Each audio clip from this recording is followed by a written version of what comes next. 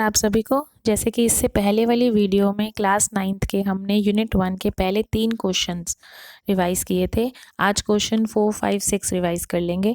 तो क्वेश्चन 4 है IT BPM उद्योग में 4 मुख्य उप क्षेत्र कौन से हैं। मतलब क्या है इस क्वेश्चन का कि इंफॉर्मेशन टेक्नोलॉजी का इस्तेमाल करते हुए बिजनेस की प्रोसेस को हम कैसे मैनेज कर सकते हैं, उसकी कोई 4 सेवाएं हमको बतानी है।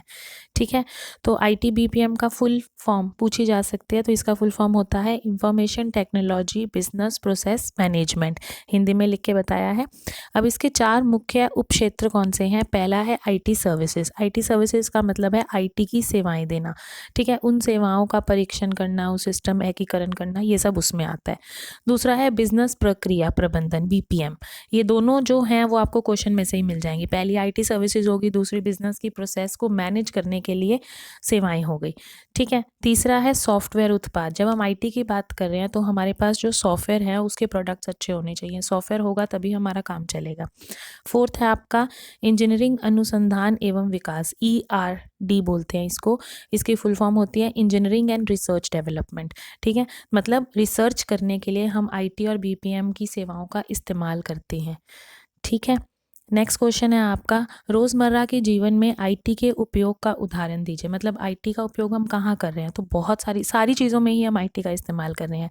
टेलीविज़न, इंटरनेट, जो हमारे मोबाइल फ़ोन्स हैं, कंप्यूटर, सोशल मीडिया हम जो भी विजिट कर रहे हैं, washing machines, microwave, online ticket book कर रहे हैं, चाहे वो ट्रेन की हो चाहे वो प्लेन की हो, एटीएम से पैसे निकालना, बिजली पानी का बिल भरना, ऑनलाइन खरीदारी, ये कुछ 10 मैंने लिखे हैं। नेक्स्ट है आपका पुस्तकालयों में आईटी का उपयोग कैसे किया जाता है। मतलब जो लाइब्रेरीज़ हैं उसमें आईटी का क्या इस्तेमाल होता है। तो जो लाइब्रेरी है ना उसमें हर किताब के ऊपर ना हम एक बार कोड लगा के रखते हैं। आपने ऐसे लाइनें लाइनें सी देखी होंगी किताब के पीछे। ठीक है, इसे हम लाइब्रेरी की पुस्तकों से का ट्रैक कर सकते हैं। मतलब हम पहचान सकते हैं ये हमारी किताब लाइब्रेरी की किताब है या नहीं, ये कितनी किताबें हैं, कितनी किसी को इशू की गई हैं। ठीक है, कंप्यूटर सॉफ्टवेयर का उपयोग पुस्तकों को जारी करने और वापस करने के लिए भी किया जाता है। जब आप बड़े बड़े कॉलेजेस में जाएंगे स्कूल के बाद, आपके स्कूल में भी लाइब्रेरी है, आपके अटेंडेंस रजिस्टर टाइप का ऐसा रजिस्टर बना है, उसमें एंट्री होती है जो बच्चा किताब एक इशू कराता है।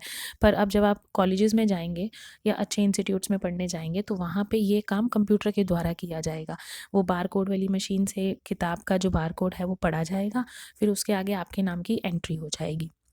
ठीक है, तो ये 3 क्वेश्चंस थे। उम्मीद है आपको समझ आए होंगे। आप इसको अपने एग्ज़ाम के लिए प्रिपेयर कर लीजिए। धन्यवाद।